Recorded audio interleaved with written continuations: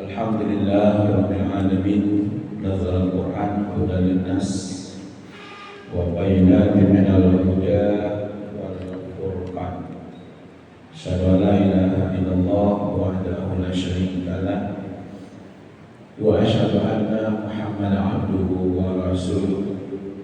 Allahumma shalli wa sallim ala Muhammad wa ala alihi wa ashabihi ajma'in.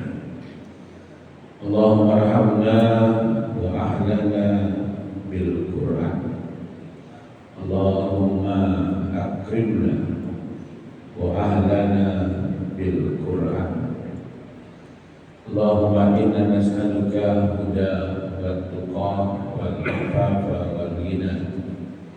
Allahumma inna nas'aluka ilman nafi'an wa rizqan thayyiban wa amalan mutaqabbala. Ya muqallibal qulub, tsabbit qalbina ala dinika. Qala Allah Ta'ala fil Qur'anil Karim, a'udzu billahi minasy syaithanir rajim. Bismillahirrahmanirrahim. Qul huwallazi dzara'akum fil ardh wa ilayhi tuhsyarun. Wa yaquluna mata hadzal wa'du in kuntum shadiqin. Sadaqallahul azim. Al-Quran surat Al-Mulk, surat Al-Mulk ayat 24 dan 25. Terjemahannya, berlindunglah kepada Allah dari godaan setan yang terkutuk atas nama Allah yang Maha Pemurah lagi Maha Penyayang. Katakanlah wahai Muhammad, Allah lah yang menjadikan kamu berkembang biak dan menyebar di bumi, dan semua kamu akan dikumpulkan kepada Allah. Al-Mulk ayat 24. Dan mereka berkata, kapankah datangnya ancaman itu jika kamu adalah orang yang benar? Al-Mulk ayat 25. Bapak Ibu yang kita hormati, ayat-ayat sebelumnya ya, Allah mengingatkan bahwa Qul huwa walladzi ansha'akum, katakanlah kepada manusia, terutama sekali orang-orang yang hidup pada masa ayat itu turun, katakan kepada mereka, Qul huwallazi ansha'akum, Allah yang menciptakan kamu. Wa ja'ala, lalu Allah jadikan lakumus sam'a wal absara wal af'idah, Allah jadikan untukmu pendengaran, penglihatan dan pemahaman. Lalu qalilan ma tashkurun, sedikit manusia itu yang bersyukur. Artinya sedikit yang mau menggunakan telinganya, sedikit yang mau menggunakan matanya, sedikit yang mau menggunakan hatinya. Lalu ayat 24, katakan kepada manusia yang kami ciptakan tadi itu, kalian itu bisa berkembang biak, bisa menyebar di bumi ini, itu karena Allah. Ya, jadi berkembang biak dan bisa menyebar mencari kehidupan di dunia itu karena Allah. Tolong ingatkan kepada manusia itu, walaupun kalian menyebar di bumi ini, dimanapun mencari kehidupan, satu hal yang perlu diingat adalah wa ilaihi tuhsyarun. nanti kamu akan dikumpulkan semuanya. Ya, untuk apa dikumpulkan? Untuk diminta pertanggungjawabannya. Kalau ada dinas, Bapak Bupela, dinas keluar kota, manfaatkanlah fasilitas, uang jalan, uang saku, honor, nanti pulang, gue, ya SPJ-nya rumah, gitu ya, pertanggungjawabkan semuanya. Kira seperti itu. Hiduplah kamu di dunia ini, menyebarlah, beranak pinaklah, mengawinlah, menikahlah, karajo, menjadi pejabat, menjadi penjahat lah, ya kan? Mau cari yang halal, mau cari yang haram, terserahlah, ya kan? Tapi yang jelas nanti wa ilaihi tuhsyarun, kamu semuanya akan dikumpulkan, ya, akan dibangkitkan, akan dihadapkan kepada Allah, ya, untuk mempertanggungjawabkan semua apa yang kamu kerjakan di dunia. Itu disampaikan kepada orang-orang yang ada di Madinah pada waktu itu. Lalu mereka menantang, wa yaquluna, mereka mengatakan, mata hadza biloto. Tadi kan dikatakan nanti kalian dikumpulkan bertanggung jawab, diminta pertanggungjawaban. Mata hadza biloto. Itu pertanyaannya itu Bapak Ibu bukan ingin tahu kapan hari kita dikumpulkan itu, ya Rasulullah, dan itu Pak.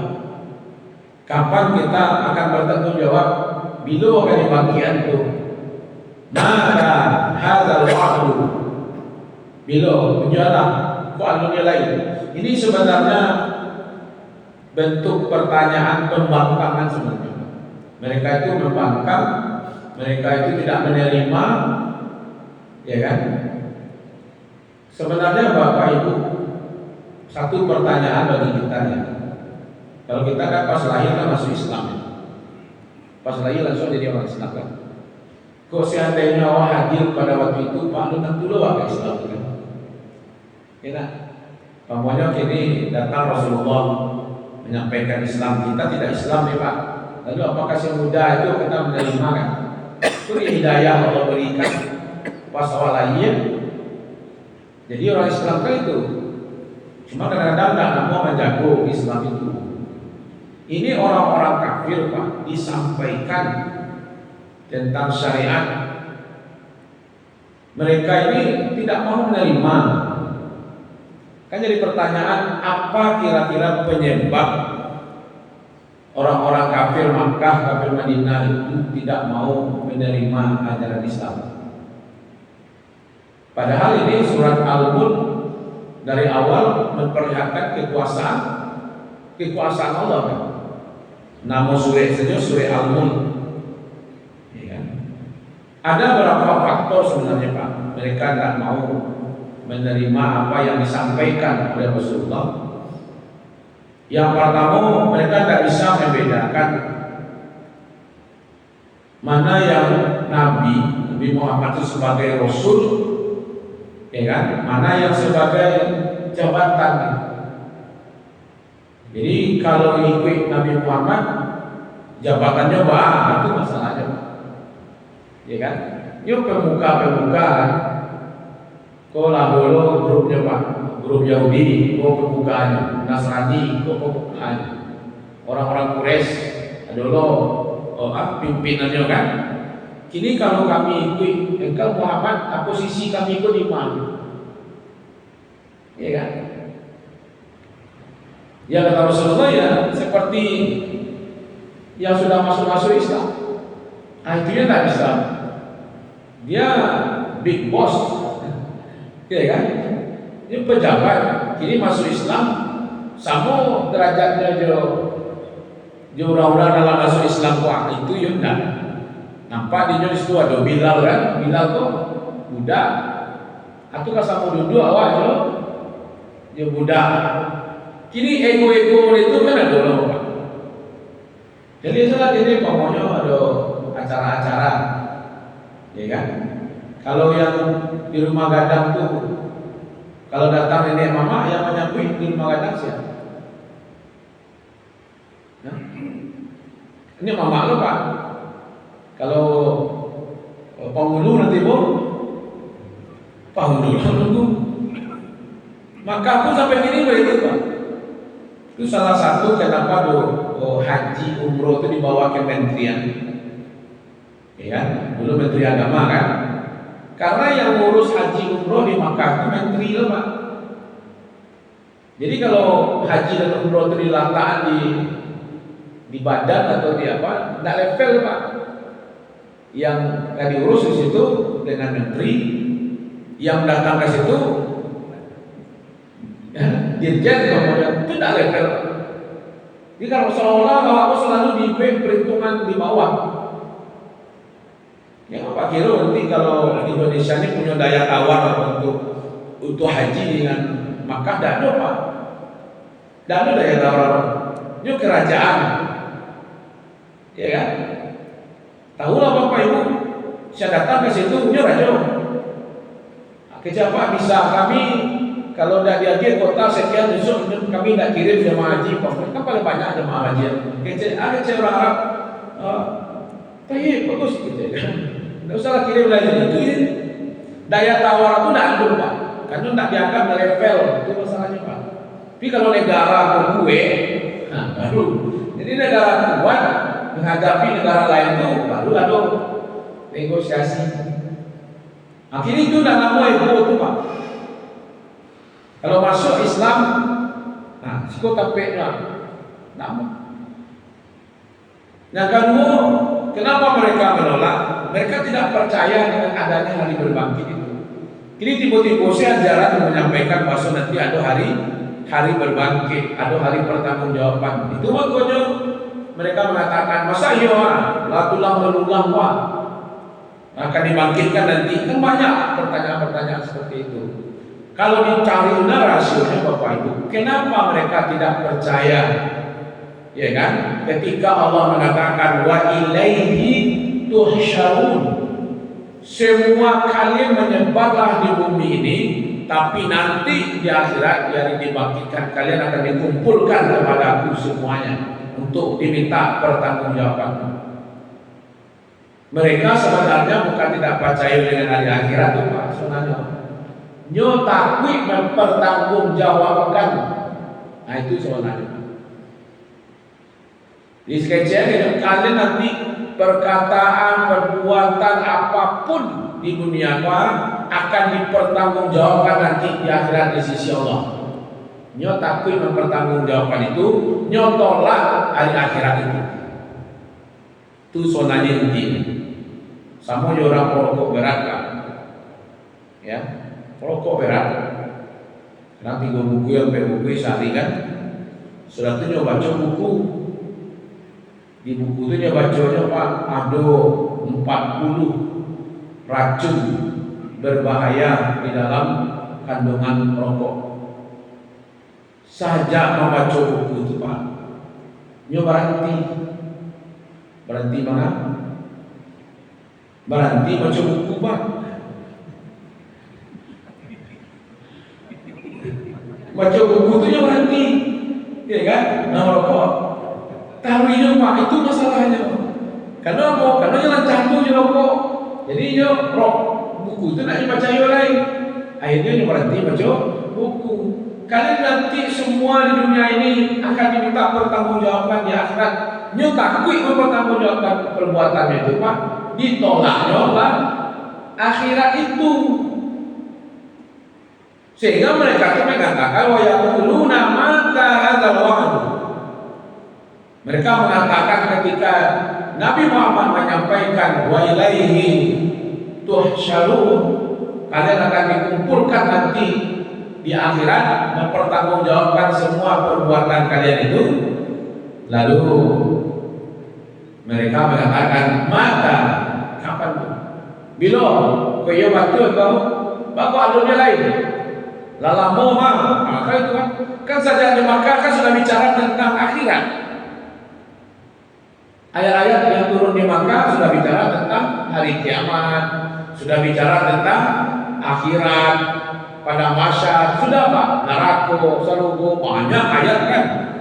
Akhirnya juga nyuan, mayo cari tuh saya pandai. Oh, mereka itu membuli sebenarnya Bapak Ibu dengan pertanyaan seperti itu. Makanya ada kalimat di belakangnya itu in kuntum shadiqin. Jika engkau orang yang benar, maka tunjuklah. Ya kan? Jadi konteks ayat ini Bapak Ibu, ini mereka orang-orang kafir ini baik Makkah, Madinah, ya kan, memperolok-olok Nabi sebenarnya. Dengan ketika Nabi mengingatkan akan ada hari berbangkit, ada hari mereka dikumpulkan. Ya kan salah satu nama Nabi itu namanya Al-Hasyr. Ya kan, Nabi itu ada 5 namanya Pak. Ada Muhammad, ada Ahmad, ya kan, ada Al-Mahyi, ya kan, yang menghidupkan tauhid kembali, ada Al-Hasyr, ya kan. Al-Hasyr itu adalah yang mengumpulkan. Jadi nanti umat ini dikumpulkan oleh Nabi nanti di akhirat. Ini dikatakan nanti kalian semua dikumpulkan. Nah, disitulah nanti dipertanggungjawabkan. Nasam'a wal basara wal afidah, ditanya nanti. Ah, gini nyo sindir lah, nyo ejek lah Nabi. Mata, ya, waduh, kapan tuh? Ya, kalau yo tunjukkanlah ke kami, percayalah ke kami beliau, in kuntum shadiqin, jika kamu orang yang benar. Jadi seolah-olah ada dialog seperti itu. Maka menurut ahli tafsir Ibnu Katsir menyatakan orang-orang kafir ini menantang Nabi, mengolok-olok Nabi dan mendustai, maka dipertanyakan, jika engkau orang yang benar, coba, ya kan? Ini sebenarnya tantangan sebenarnya Pak, ya kan? Nah, makanya di situ ditunjukkan bahwa mereka itu begitu pembangkang sebenarnya, ya kan? Al-Imam Al-Qurtubi menjelaskan pertanyaan mata kapan itu terjadinya, ini penghinaan. Ya, mereka menampakkan ya kepada Nabi, ayo apa namanya itu? Ngomong-ngomong saya pandai juga. Apa istilahnya kan? Omon-omon. Jadi kata-kata omon-omon itu sebenarnya lah dulu jurang kami dulu. Alah aku omon-omon itu mati. Nah, cuma caranya mengejar, ya kan? Jadi Nabi itu dituduhnya oleh orang-orang kafir ini itu mengecek secara pandai, ya kan? Coba tunjukkan ke kami. Itu seolah-olah menantang seperti itu tuh Bapak Ibu, itu menunjukkan kesombongan mereka. Ya. Kan sombong itu ada 2 ya. Batrul haq wa ghamtun nas. Menolak kebenaran dan meremehkan. Jadi pertanyaan tadi itu maka waktu kapan tuh? Ketika Nabi mengatakan nanti kalian akan dikumpul, timbul kesombongannya, ditolaknya kebenaran itu, lalu diremehkan Nabi, in kuntum shadiqin, jika kamu orang menilai waktu aja dialah. Cuma begini Bapak Ibu, kalau seandainya tantangan manusia itu langsung dilayani bagaimana gitu? Tunjukkanlah ke kami dulu kiamat itu tipu kiamat di balik itu Pak. Ya kan? Maka itu Nabi yang tahu oleh Allah. Ya kan? Innallaha indahu ilmus sa'ah. Bila hari kiamat itu hanya Allah yang tahu. Jadi Nabi pun diberi bocoran, diberi jawaban oleh Allah. Jadi kalau ada orang menantang-nantang seperti itu, tidak akan dipatuhi Allah, Pak. Sebuah di awal mungkin ya dicintu oleh kaki begini tapi itu percayaan kepada mereka bahwa yang tahu kapan terjadinya hari kiamat itu hanya Allah. Nah gitu Pak, jadi kita tahu seperti itu. Jadi tetap sabar. Ya, dengan dialog ini Nabi Muhammad sabar melayani umat. Karena tahu ya Bapak Ibu, setiap mereka menantang tuh tipu sekali hari kiamat, Pak, gitu loh. Ya kan? Itu tidak ada manusia boleh, Pak. Ya kan? Makanya kalau ada yang ya kalau kini ini udah beriman, mudah-mudahan nanti anak-anaknya beriman gitu kan. Kalau tidak ada anak-anaknya minimal cucunya. Kalau dari cucunya, nah itu terbukti tuh Bapak Ibu. Ketika dulu malaikat menawarkan Nabi kan dilempar di Taif ketika menyebarkan dakwah, mengembangkan dakwah dan Mekah ke Taif. Orang menyebut hijrah ke Taif. Saya mengatakan ini mengembangkan dakwah, ya kan, dari Makkah ke Taif. Sampai di Taif disangka orang Taif itu akan menerima, karena banyak juga keluarga Nabi ada di yang suku dengan Nabi itu ada di Taif. Tapi mereka melempar mulai dari orang dewasa sampai anak-anak, sampai Nabi itu menetes darah ya di wajahnya itu pecah karena lemparan itu, sehingga malaikat pun mengerti mencari apa? Ya Rasulullah, kalau engkau izin, ya nak, ambo cabui buki-buki yang ada di Taif, ambo hampir kalau di Taif lah. Kok seandainya tidak usah lah, ambo setuju melekat mobilnya. Ini serang salah menurut ambo jadi terserah engkau selain selesai Bapak. Ya nak, atau amankan gitu. Kan gini kan itu istilahnya, ya kan? Agak Nabi kau malaikat amankan melekat, ya kan? Bagi kira Pak, lihat dulu ya Taif begini lagi. Enggak kan? Hancurlah saudara kan? Itu yang dikatakan oleh Nabi. Allahumma yahdi qaumi innahum la ya'lamun. Tunjukilah kaumku. Karena mereka belum tahu. Iya kan? Nabi berharap nanti dari keturunan mereka itu. Jadi setiap ada penolakan, hancurkan. Setiap ada penolakan, hancurkan. Itu siapa yang masuk Islam, Pak? Terbukti hari ini Bapak Ibu, di Taif itu 100% Pak Muslim. Kan Taif bukan tanah suci ya? Sama aja dengan Jeddah, sama dengan ya kan Riyadh. Ya. Ini Indonesia sekarang ini Bapak Ibu sedang menjajaki terbangnya dari Indonesia itu ke Taif. Ya, bukan ke Jeddah. Kalau bisa itu ke Taif. Pertama Labidake. Kan awak lamu haji gini kok kan masalah penerbangan. Nah, bisa diperpendek haji itu karena penerbangannya pendek. Makanya ada gelombang 1, gelombang 2 kan. Nah, jadi bisa nanti kalau ke Taif terbangnya ada lapangan bandaranya di Taif. Kalau itu disepakati nanti Arab Saudi akan memperbesar bandaranya dan orang Indonesia terbangnya ke Taif lagi, tidak ke Jeddah lagi. Nah kalau ke Jeddah kan terjadi 2 penerbangan, mikotnya di mana? Kan sekarang kan juga tuh, ada yang dulu mikotnya di Jeddah kan, ada yang mikotnya di Yalamlam, sehingga nanti jemaah awal tuh di bandara di asrama haji sudah pakai ihram, nanti di Yalamlam itu bermikot umroh kan. Nah, kalau Indonesia ini ke Taif, di samping Taif itu lebih dekat Pak dibandingkan Jeddah, ya kan? Jalan itu ada apa? Ya kan? Sejuk lah Pak, lebih sering sejuknya, ya kan?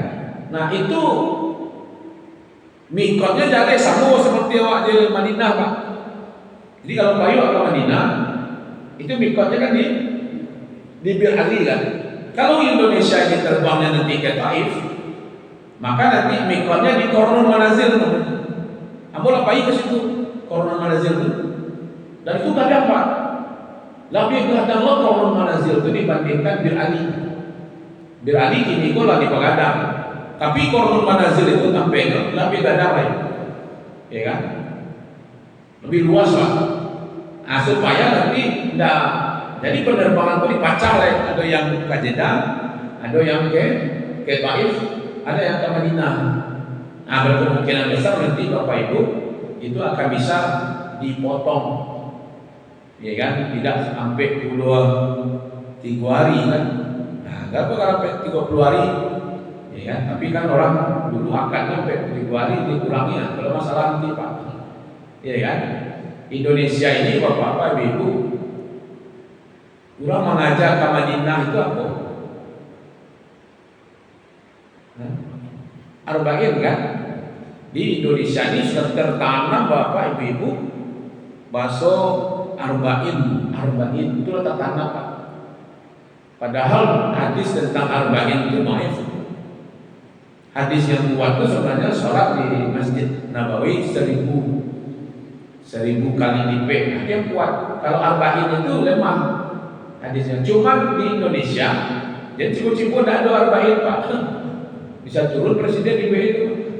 Ya dah, kalau itu dia dikurangi jumlah hari haji, bang kurang aja. Nah, ini di Madinah 3 hari saja. Itu bisa ribu itu Pak. Walaupun sebenarnya tidaklah menjadi radhagia kita. Iya kan? Kalau sebagian, aku pernah alami 2009 balik Pak. Ada petugas-petugas itu yang mungkin mereka sudah mulai memahami ya. Dia minta untuk zuhur ini jamaah nggak usah ke Masjid Nabawi ya. Nanti susah kontrolnya. Kita sudah zuhur akan berangkat ke Makkah. Terus saya bilang kepada petugas Madinah, antum nggak baca tasrih kita? Itu 40 waktu itu kan sampai nanti zuhur. Kalau tidak mereka zuhur ke Masjid Nabawi, jadi 39 ribu orang Indonesia. Jemaah saya ribu nanti di Sumatera Barat. Antum tanggung jawab. Iya, paling-paling antum jawab gitu. Ya saya jawab bisa, tanggungnya sulit, tidak bisa. Kalau jawab bisa Pak. Oh Bapak Ibu ini arba'in hadisnya memang jawab bisa Pak. Akibat dari situ tidak usah saya nanggung. Sampai saya bilang lebih baik saya berkelahi dengan antum daripada berkelahi saya dengan jemaah saya. Antum hanya di sini saja jadi petugas. Kalau saya jadi petugas sejak Sumatera Barat sampai ke Makkah, balik lagi ke Sumatera Barat, semuanya sedang bertanggungjawabkan. Betul saya pimpin ibadah haji 2009 balik. Nah itu, namun karena tak mana bertanggungjawabkan.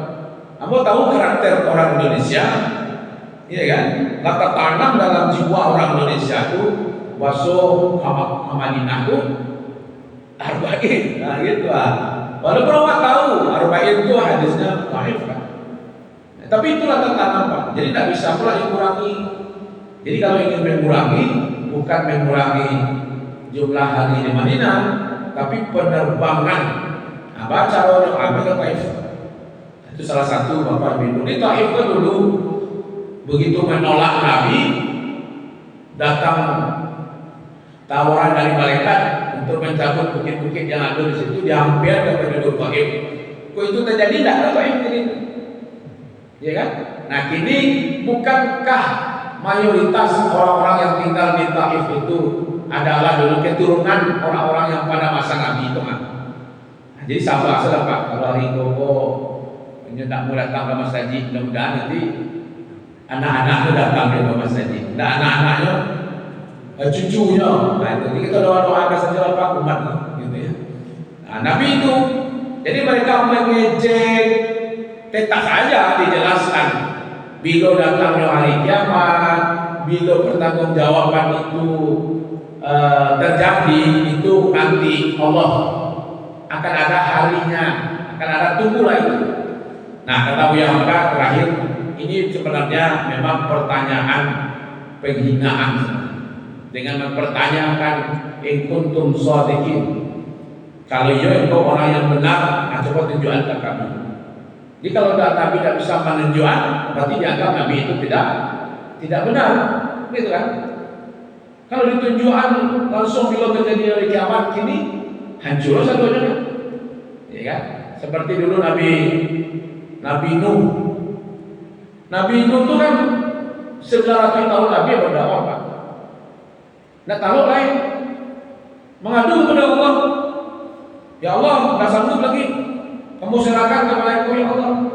Itulah makanya Nabi Nuh disuruh membuat perahu kapal besar. Karena Allah lagi yang ngambil alih. Ya kan itu, Pak. Kok sempatlah Nabi Muhammad juga begitu, Pak? Ya Allah, madar. Umat ini madar, ya Allah, kita. Kamu serahlah engkau lain. Selesai Bapak Ibu kita. Nah, tapi Nabi disuruh isbir. Ya kan? Alama yang taquluna. Bersabarlah kamu terhadap apa yang dikatakan mereka. Ya kan? Harusnya kata Bu Hamka dengan kalimat ya wa ilaihi tuhsyarun, kamu akan dikumpul, akan bertanggung jawab terhadap apa yang kamu kerjakan. Harusnya manusia itu kata Bu Hamka satu merenung, memikir diri awak kalau yo nanti awak diminta pertanggungjawabkan balik selama kau pertanggungjawabkannya kau itu harusnya. Lalu mereka bersiap, itu soalnya Pak, bersiap-siap untuk menghadapi hari akhirat itu. Itu yang diharapkan dengan ayat ini, Bapak Ibu. Dan mudah-mudahan kita semakin mempersiapkan pertemuan kita nanti untuk akhirat. Amin. Ya Rabbal Alamin. Terima kasih atas perhatian Bapak Ibu, mudah-mudahan bermanfaat. Kita tutup dengan bacaan hamdalah. Alhamdulillahirabbil alamin. Wabillahi taufiq wal hidayah. Wassalamualaikum warahmatullahi wabarakatuh.